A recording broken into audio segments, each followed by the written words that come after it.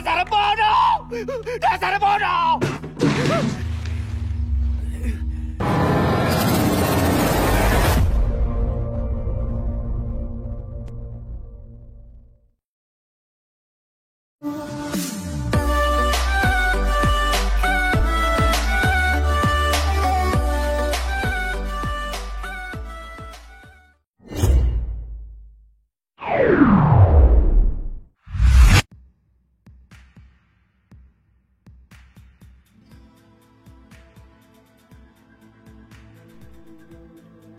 Di episode 3 ini, kita dibawa ke masa saat Jeffrey masih berada di dalam kandungan Joyce, alias belum lahir guys.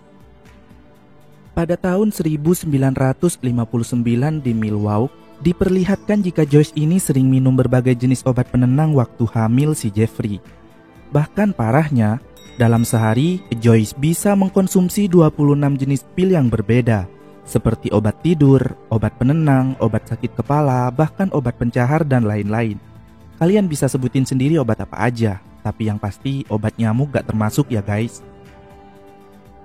Hal itu membuat Lionel khawatir akan kondisi janin di dalam perutnya, karena secara medis orang hamil kan gak boleh mengkonsumsi pil berlebih. Mungkin ini yang menjadi salah satu penyebab kenapa Jeff bisa jadi begitu.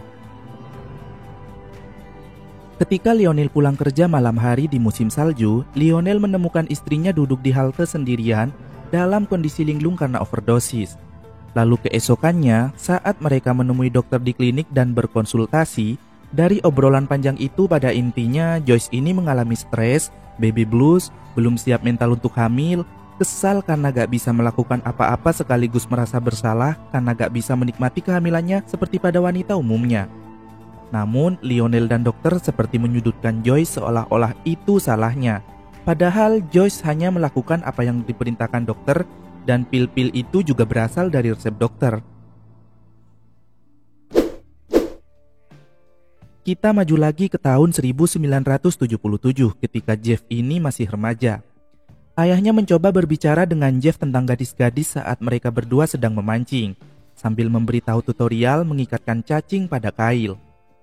Ayahnya juga terlihat mendidik Jeff agar gak melakukan hubungan terlarang di luar nikah, meski mungkin teman-temannya bilang gak keren kalau belum begituan. Rupanya Dajjal sudah lahir di tahun segitu. Buktinya aja sudah ada neraka yang dibilang surga. Jeff kelihatannya gak tertarik dengan pembahasan ayahnya. Padahal di usia segitu kan lagi enak-enaknya tuh cabang olahraga 5 jari. Usai memancing, mereka membelah ikan dan mengeluarkan isi perutnya. Si Jeff ini kelihatannya sangat menyukai proses itu. Sesampainya di rumah, Jeff mencoba melakukan senam 5 jari dengan majalah gambar wanita seksi. Namun Jeff gak merasakan apa-apa. Jeff lalu turun saat mendengar orang tuanya berdebat. Kalian tahu apa yang mereka ributkan? UFO guys. Jadi, ibunya Jeff ini tuh sangat percaya jika UFO itu memang benar ada dan sangat terobsesi hingga mungkin memunculkan ilusi dari halusinasinya.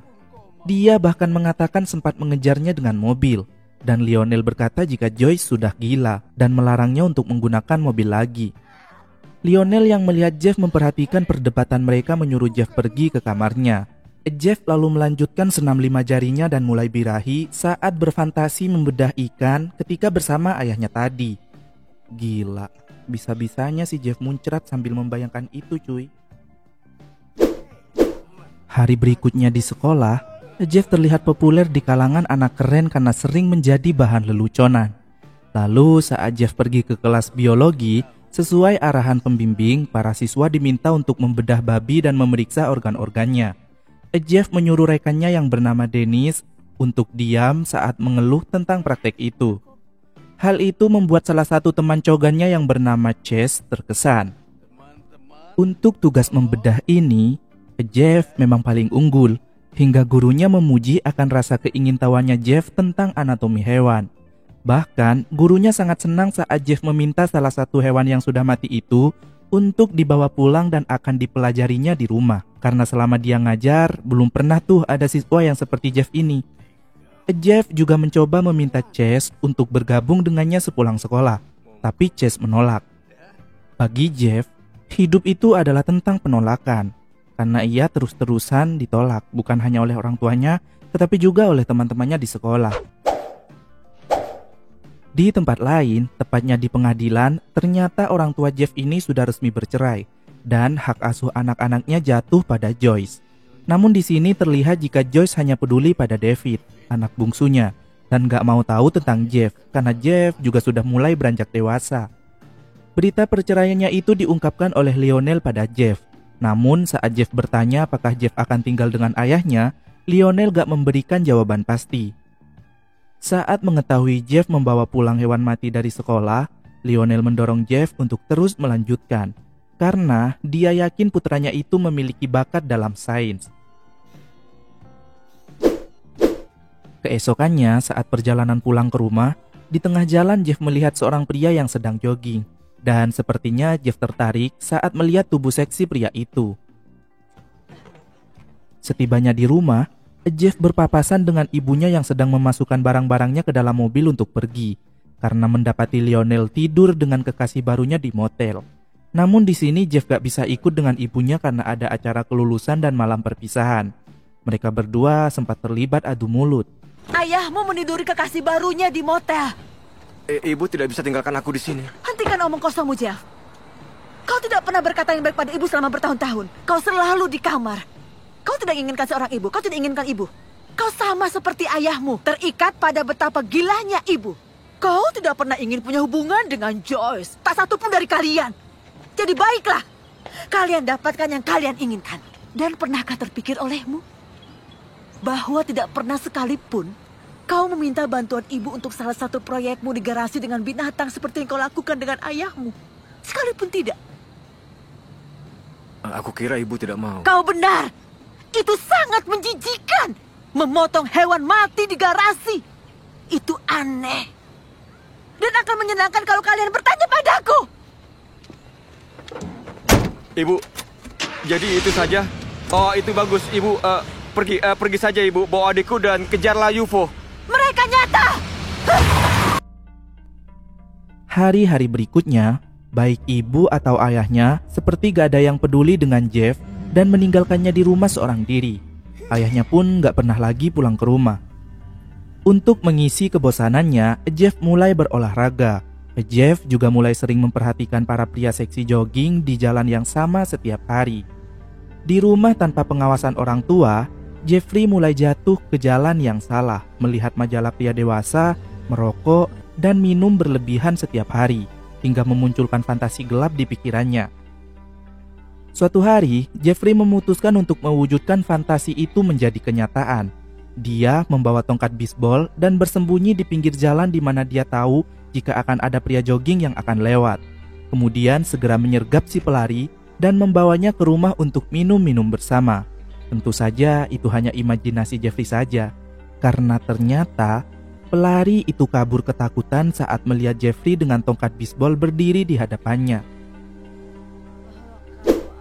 Ibu Jeff sendiri sedang mengejar karirnya lagi di bidang seni dan kerajinan. Dia mengarahkan sekelompok wanita merajut dan memberikan cinta juga perhatiannya pada mereka, daripada sama anaknya sendiri. Dari ceritanya, kita bisa tahu jika Joyce ini menyesal telah menikah muda. Selama ini dia mengalami depresi pasca persalinan dan mentalnya yang gak stabil membuat Joyce terlihat seperti ibu yang buruk. Selain itu, dia hanya membutuhkan orang yang bisa mendengarkannya. Tapi di pernikahannya, dia gak mendapatkan itu. Ya kita tahulah, ayahnya si Jeff ini kan selalu sibuk bekerja dan saat pulang pun mereka malah ribut. Joyce sadar jika di tempat kerjanya itu Joyce seperti mendapatkan keinginan yang selama ini dia cari. Di sini Joyce kelihatan senang sekali ketika mendapatkan posisi sebagai pembimbing yang dia impikan selama ini, yang sempat tertunda juga karena dirinya menikah muda. Jika ibunya Jeff diangkat jadi pembimbing di tempat kerjanya, si Jeff, anaknya, justru dipanggil oleh pembimbing di sekolah karena sering terlambat dan kedapatan minum bir di dalam kelas. Si pembimbing mengatakan agar Jeff serius dan fokus belajar jika ingin melanjutkan ke jenjang kuliah. Tapi Jeff berkata kalau gak semua orang bisa mewujudkan mimpi. Di sini si pembimbing merasa kasihan saat mendengar cerita kehidupan Jeff. Orang tuanya yang bercerai dan gak peduli pada Jeff Dan Jeff juga gak bisa mengembangkan bakat minatnya dalam ilmu sains hanya karena nilai matematikanya jelek, meskipun dia memiliki laboratorium ilmiah di garasi rumahnya. Makanya, sekarang Jeff menyibukkan diri dengan mempelajari ilmu olahraga dan kebugaran, meski itu bukan mimpinya. Saat mengemudi di jalan, Jeffrey bertemu seorang pria bernama Stephen Hicks.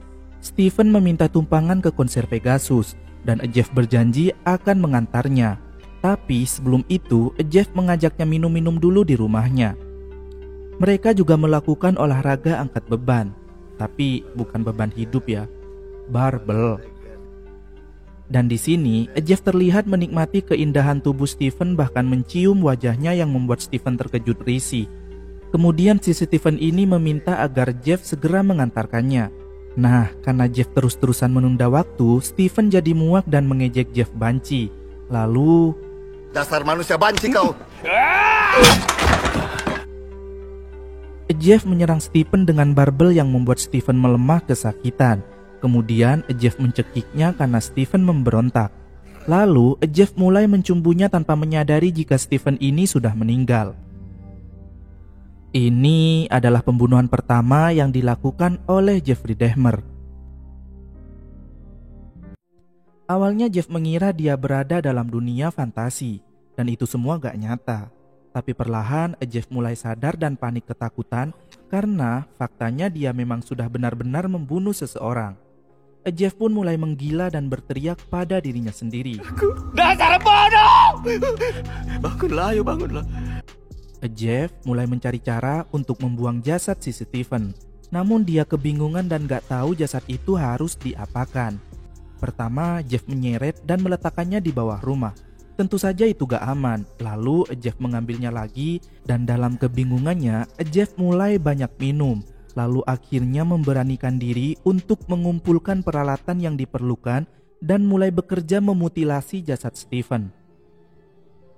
Lalu ketika Jeff sedang mengemudi untuk membuang mayat si Stephen yang sudah terpotong-potong itu di dalam kantong plastik sampah, polisi memberhentikannya di tengah jalan karena Jeff mengemudi ugal-ugalan. Polisi bisa saja menilangnya, namun Jeff bercerita tentang emosional dirinya yang berasal dari perceraian orang tuanya dan beralasan jika dirinya akan membuang sampah potongan-potongan rumput dari halaman di rumahnya. Polisi malah percaya begitu saja meski si Jeff ini berbau alkohol. Karena ras di masa itu sangat berperan penting, di mana orang berkulit putih seakan dianggap normal-normal saja. Karena usia Jeff masih 18 tahun, polisi enggan menilangnya dan justru meminta Jeff kembali ke rumah. Jeff pun terpaksa membawa potongan mayat itu ke rumah lagi. Dia membuang beberapa bagian tubuhnya ke dalam toilet dan membakar bagian yang lain. Sepotong demi sepotong, kemudian menghancurkannya hingga menjadi abu.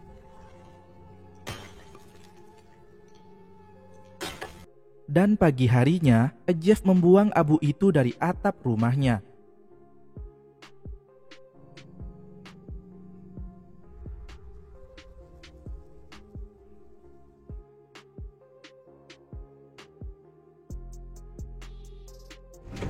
Bisa aku melihat SIM-mu? Tentu. Apa di dalam kantong itu? Itu hanya potongan dari tanaman di halaman rumahku. Orang tuaku baru saja bercerai dan aku juga tidak bisa tidur. Jadi aku hanya membersihkan halaman. Sekarang aku ingin kau putar balik mobilmu. Arahkan ke rumah. Dan aku tidak ingin melihat wajahmu lagi, mengerti? Iya, Pak. Terima kasih.